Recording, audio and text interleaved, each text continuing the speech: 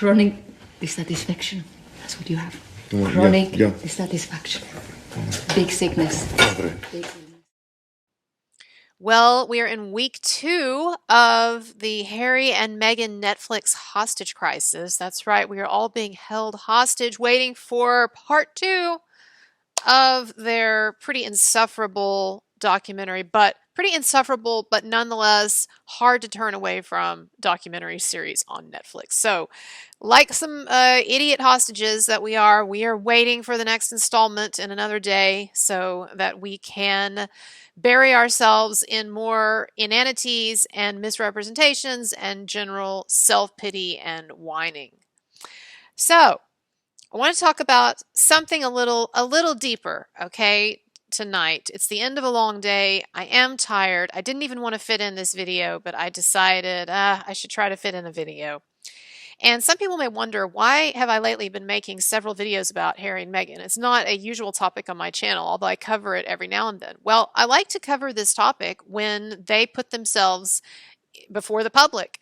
So when they did the Oprah interview, I did a couple of videos about that. When the memoir, A Spare, what a great title, was announced, I did a video on that. And so I do like to take opportunities here and there when I know there are going to be clicks and views and people are very interested in this. You know, some people have accused me of being all about the clicks and the views. That's not totally true, but I'm not a fucking idiot. And if Harry and Meghan want to offer themselves up for yet another round of criticism and eye rolling, which is basically how I think most of us regard their media appearances now. But if they want to offer themselves up for more of the same, then I will continue to oblige, because I will always have things to get on their case about, as long as they continue wallowing in this ridiculous self-pity and attacking the royal family and just basically being brats. So, I want to talk about something a little deeper, though. If you watch my channel, you know that I'm really into philosophy and psychology, and I do try to provide a deeper dive on celebrity stories now and again. And check out my philosophy and psychology playlist down below. I have 2 playlists linked below. I have my royal family playlist where I talk about Harry and Meghan and the royal family and a lot of videos.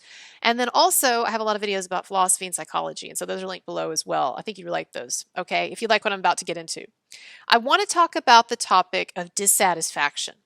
This is something that I have hit on occasionally in some of my other philosophy and psychology videos, but it is not something that I have approached in a more direct way. It's not something that I've focused on, and I'm not going to have the time in this video to really get into it fully. But I did want to talk about it a bit, because one of the things that I see in Harry and Meghan is this kind of perpetual dissatisfaction. And I understand that Harry has been through some rough stuff in his life, especially with his mother and some of the media, you know, some of the intrusions of the media over the course of his life.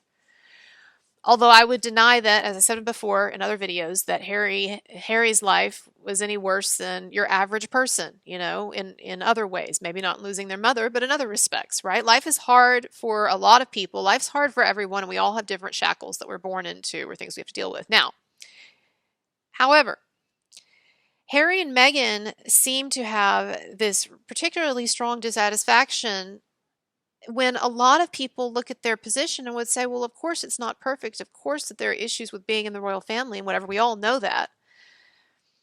But people look at them and this attitude they seem to have that they have been like unfairly targeted by life, or that they have it, you know, they've been imposed upon more by fate.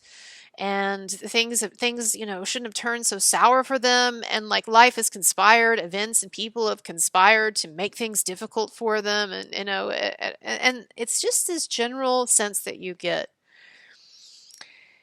that their position, their orientation toward life is one of grievance. Now, I've talked about that before on my shows, right? But what's the deeper thing here? Well, one of the things that I want to note, okay, is that because Harry was born into the royal family, He was born into all of those perks that other people see. And I'm not just talking about material stuff. Yeah, of course, material wealth is an aspect of it. But there are all kinds of other perks that come along with being in the royal family in terms of having an automatic platform, having automatic authority and gravitas, and people listen to you. I know that I know the number of us have made snide remarks about no one wants to listen to Harry and Meghan. Well, that's getting to be true now, although we are still all listening, right? Well, not all of us, but a lot of us. And I do acknowledge that hypocrisy, right? But they do have a platform, even though they're doing everything they can, really unconsciously, to put a sledgehammer to that platform, to destroy themselves, to destroy whatever credibility they once had. But they did, especially when they married and people were not sour on them. They did have all of this prominence and this platform, and people would listen. And everywhere that they go, people welcome them. And et cetera, et cetera, et cetera. The ability to go to Africa whenever you want. I'll say this: one of the perks that people don't talk about of wealth that I observe. I'm certainly not wealthy, but that I observe with these different celebrities and wealthy people and everything, is that they are able to buy so many interesting experiences. People say that money can't buy happiness, and I don't really know what that means, because even happiness can't buy happiness. I mean, I'm going to get to this in a moment, but to live is to be dissatisfied. But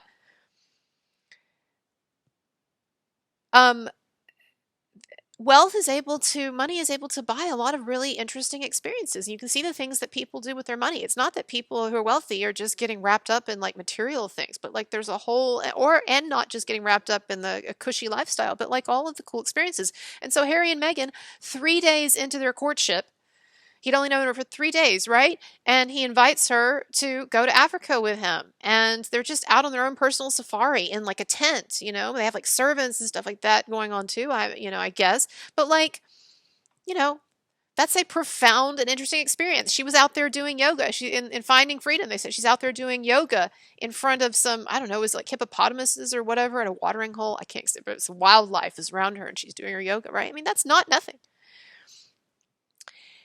Here's my point. And also I just want to say as well, being a prince and being, what Meghan is, an actress and then a duchess, being able to meet different kinds of people and have just different exposure to different things. I mean, there is, as much as I say that they are not very well educated people, and they don't strike me as being that, or very particularly insightful, they at least have had the benefit of a number of different varied experiences that a lot of us would love to have. It's just, it hasn't seemed to have had the kind of effect, the kind of sort of humbling or sobering effect that one would want it to have. It seems to have had the opposite effect on them, that they take from their experiences, that they have this ultimate knowledge and insight that they really don't have. But anyway,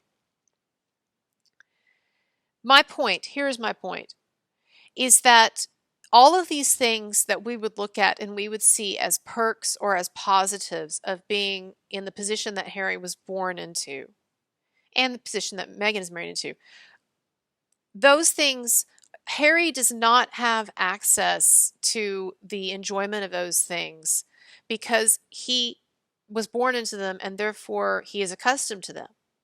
If you are born into a lifestyle, and I'm not just talking about wealth, but I'm talking about all the different things, right? Whatever your condition is that you're born into, that is your baseline. You consider that your baseline. You consider that the norm, even if there are all of these people around that are not living that way. But that is your experiential norm, and so you don't.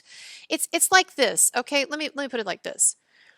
When you walk into Walmart, okay, are you overwhelmed with joy or with excitement at the sight of all of these different options that you have for purchase?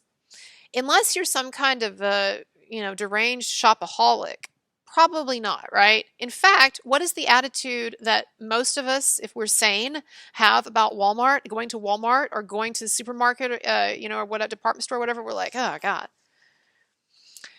It's a shop, my list. There's all these people around, and it's too high, I can't reach it, and all that, right? Let me tell you a story, though. A short story. My dad went on a mission trip to Russia right after the Soviet Union collapsed. And some of you might be like, what? Your dad, the one that you say, has had narcissistic personality disorder, in a lot of ways, might have messed you up as a child and everything. Yeah, exactly. He was a pillar of the community. He was a deacon, Sunday school teacher, all those things. And in his own way, I think was spiritual or tried to be spiritual, and that's the complexity of human beings, right? Is that on the one hand, I think he's in a lot of ways a very messed up person. On the other hand, had some good things going, or at least was trying, I think, in some ways as he could to reach out for something. But also, being in the church gave him a lot of esteem. He was a deacon. He was a Sunday school teacher. People looked up to him, right? But anyway, here's my point. He went to Russia on a mission trip after the Soviet Union fell.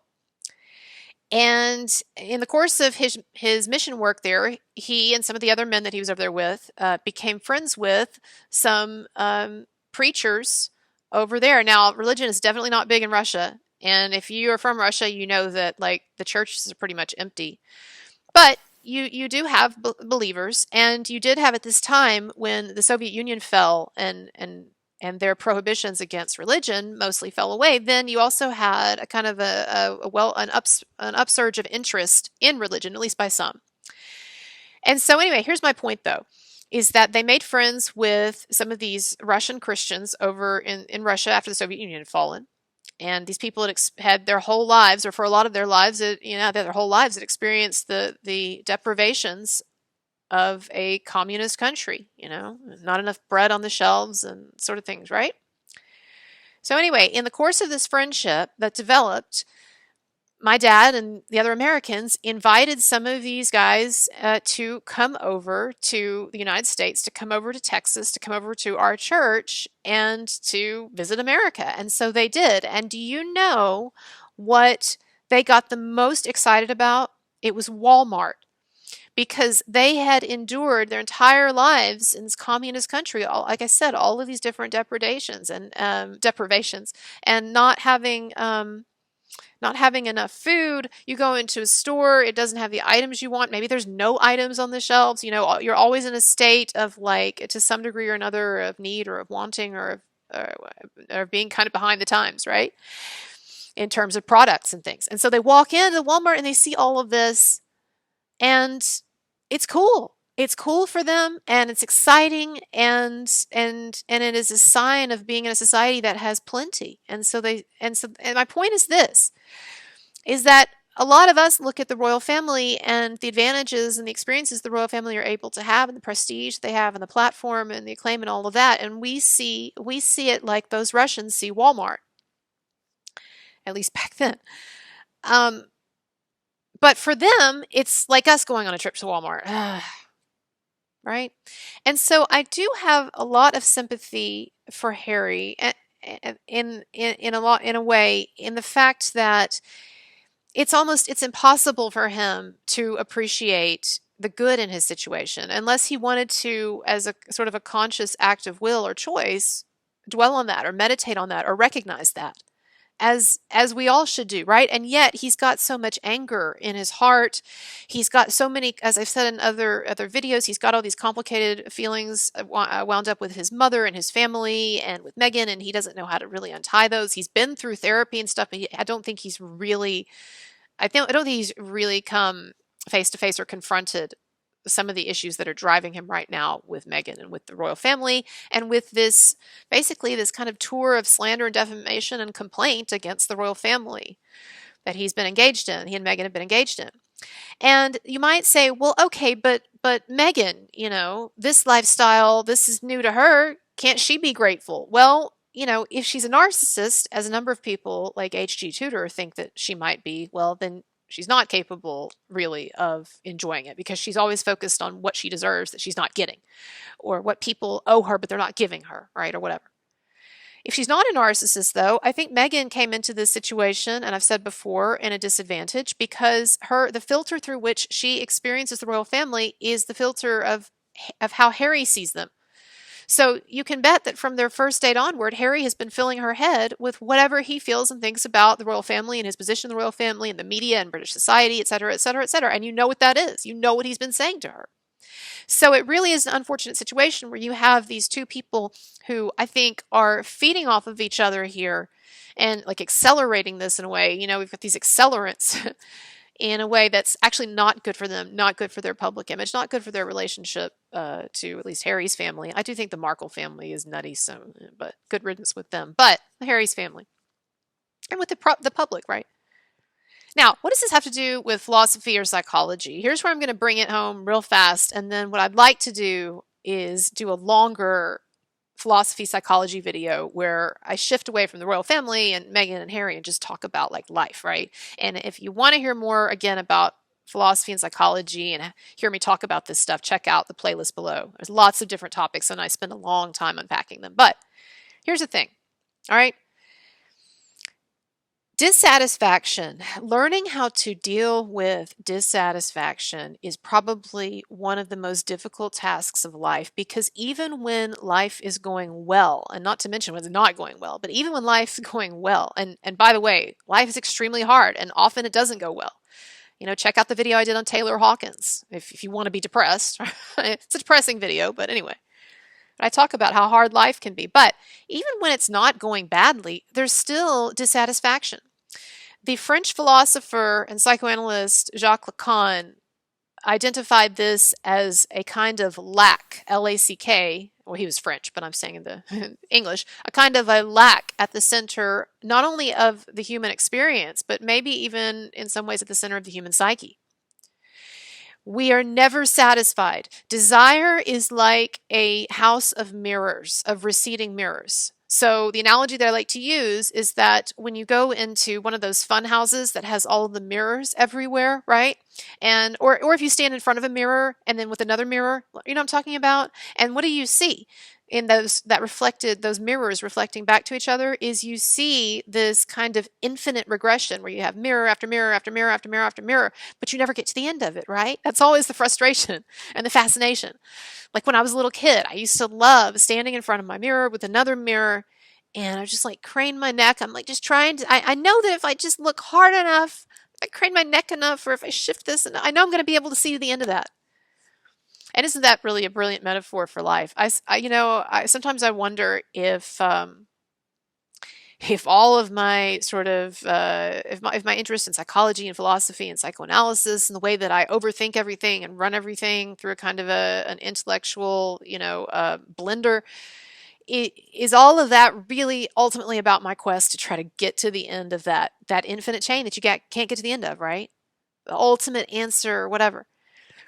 Anyway, my point is this, though. That is what desire is like. We never get to the end of our desire, which is why we never get to the end of our desire. We never completely fill that lack, that void, which is why whenever we get the things that we want, we inevitably tire of them. Whenever we get the people we want, there is an element of tiring to them. I'm not, I've been in a long-term relationship for a long time, and I have, some friendships that are very meaningful and family and all that. I'm not saying that we get to the point where, people in our lives, we don't love them or they're not useful or something, but I'm just saying that you cannot maintain a perfect contentment, even like the seemingly perfect contentment of early love, right? That that ultimately there is a kind of a lack even in that. We get dissatisfied with our partner, right? Or we get dissatisfied with relationships inevitably, or even, we go through good and bad periods with our family. But here's the thing. Think about how you feel when you get something, a much easier, perhaps metaphors, when you get something material, like the first time you got an iPhone, or the first time, you got your new car, if you have one, or whatever, right? You get a new car and you're waxing it, right? You're washing it every week. You're parking it like way away from other cars in the parking lot so it doesn't get a scratch or anything. Okay, but that's at first. But then give yourself several months. Give yourself a little time, and then you don't give a shit. You're spilling stuff all over that car. Well, maybe some of you aren't, but I'm just sloppy. And no matter where we get in life, or no matter how many of our desires we do get met, or how many dreams we do achieve, there is always dissatisfaction. Nothing is ever generally as good as you think it's going to be, or quite, so occasionally in life you're surprised, but generally speaking, there's always some disappointment. If nothing else, the disappointment when something inevitably ends, perhaps. And the thing is, as humans, we actually, one way of viewing this is actually as a kind of a generator for productivity, right? Like the philosophers Deleuze and Guattari, I can never say that name right, but anyway, they kind of looked at desire this way, as opposed to desire as just the Lacanian lack. There's desire as the generator of action. You know, there's an evolutionary and from an evolutionary biologist perspective, there's a reason for that lack, because if we were satisfied, we would not have the incentive to progress. If we could just be happy, sort of lolling about, you know, in the caves and looking at the cave paintings and whatever, then we would have never walked out of the caves. But here's the thing, though, is that we can come up with these explanations for why we're dissatisfied, and we can all recognize that there is dissatisfaction sort of at the center of life. But what does that do for us when we want to live lives that we want to appreciate what we have? We don't, you know, a lot of us, we actually aren't addicted to the self-pity like Meghan and Harry, I think, are. A lot of us, I think, would genuinely like to be content, would genuinely like to do something to stop that dissatisfaction. And I'm sure that Harry and Meghan would too. They don't realize, of course, that they're contributing so heavily to their own dissatisfaction. But of course, how many of us realize that either? And so if I could shift a bit from thinking about Meghan and Harry and their dissatisfaction to our own, the question that confronts us is this question of our dissatisfaction, and to what degree should we try in life to solve our dissatisfaction? How do we know when that dissatisfaction is really because we need to change things, right? Maybe we're dissatisfied because we really are in a career that we shouldn't be in, or we really are with someone who's just not good enough for us, or not who we should be with, or whatever. But so often we're dissatisfied with things when maybe we shouldn't be, you know, like looking at Harry and Meghan and thinking, come on, y'all couldn't make the best of this situation without going on this this defamatory and angry and whining media tour that's never seems to end. It seems to have just multiple incarnations. It's like Night of the Living Dead, right? I mean, no offense, but like, you think that they're finished. I don't mean, you know, but I mean, like, you think that they've shut up, and then it's like, dun dun dun. Dun dun dun dun dun dun. They're coming to get you, Barbara. Look, there comes one of them now. Little Night of the Living Dead humor there for you. My favorite zombie movie, by the way, is Dawn of the Dead. That was Zack Snyder, right? Yeah. Anyway, it's really good. So here's the question, and I'm going to end the video now, but I want this to be a kind of a cliffhanger, just like, you know, Meghan and Harry gave us that cliffhanger last week. So as you're waiting for part 2 of this video, on the edge of your seat, no, I want you to consider, I want all of us to consider how much does dissatisfaction, how much of a role does dissatisfaction have in our lives? And how might we be able to identify when that dissatisfaction is legitimate and it's tied to something that needs to be changed in our lives, or how much of that dissatisfaction is just the natural lack at the heart of human experience, and then what do we do with that? For instance, as you probably know, in Buddhism, there is the idea that suffering is brought about by desire, right? Because so much of our suffering, I'm not talking about like, you know, you've got cancer and you've physical pain or whatever, right? But so much of our suffering is often the angst that we feel about the anxiety or the depression, or, you know, the self-entitled whining, in Harry and Meghan's case, that we feel when there's something that we want, we think we should have, and we can't have it. And so one of the principles of Buddhism, and also its cousin, Stoicism, its Western cousin, Stoicism, is the idea that you should not let your desire run away with you, and that you should not be so tied to the things of this world, or tied to a need for affirmation or a need to get the things that you desire, that when you don't have them, it fucks you up, right? The idea with Buddhism is an idea of unattachment, right? When the Buddhists say that we should try to live life in an unattached way, what they're saying is, right, that you go through life, and whether you get things or you don't, whether good things happen to you or bad things happen, that you remain in a way sealed off and somewhat impervious to that. Not because you don't care, but because you have cultivated a sort of a sense of acceptance of whatever life will bring your way, right? And it's a similar thing with Stoicism. Stoicism, the idea that no matter what happens to you, that you are ultimately in charge of your emotions. Now, I know that we all know this stuff, right? But the question becomes, and I think this is one of the difficult questions of life, is, well, how do we practice this kind of Buddhist or Stoic unattachment at the same time that we emotionally and psychologically invest in things enough to want to do things in life. You know, the age-old conundrum with Buddhism and with Stoicism in that perspective is, well, if I'm going to be unattached, then what motivation will I ever have to do anything? You're telling me not to desire on the one hand, and saying don't get caught in desire. And on the other hand, you're telling me at the same time that desire is the motivation and the engine for everything we do in life, and even from an evolutionary perspective, might be, you know, foundational and necessary for human development. So that's a conundrum. And so what I want to do in a future video is I want to look at that. I want to get deeper into some of these theories. I want to get deeper into Buddhist philosophy, Stoicism, and also look at some perspectives that we haven't looked at, and come to I think a deeper or more specific conclusion than just these sort of general sort of ideas that we've been able to talk about tonight. So anyway, again, if you're interested in the stuff I talk about, check out my playlist below, and I'm going to have more stuff out this week, and I've got a Marilyn Manson video coming out soon as well. All right, as always, if you like my material, like, subscribe. Tips are appreciated. Links are below, and I will see you later. Bye-bye.